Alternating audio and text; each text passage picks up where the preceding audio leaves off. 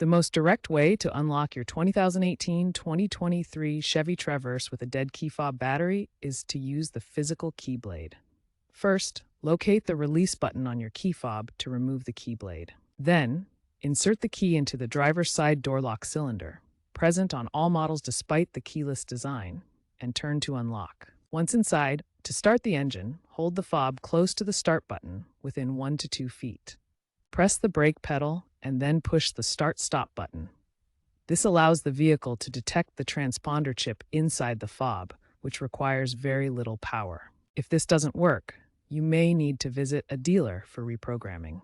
A common fix is to replace the CR2032 battery in your key fob, available at most auto parts stores for around $5 to $10.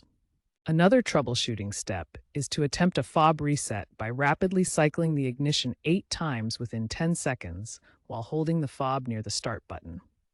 To prevent battery drain, avoid exposing the fob to extreme temperatures. Looking ahead, the trend is shifting toward digital keys via smartphone apps like My Chevrolet, reducing reliance on physical fobs and batteries. By 2025, many new GM vehicles support digital keys via NFC or Bluetooth. While mechanical key blades may eventually be phased out, knowing how to use them on transitional models like the 2018-2023 Traverse is essential.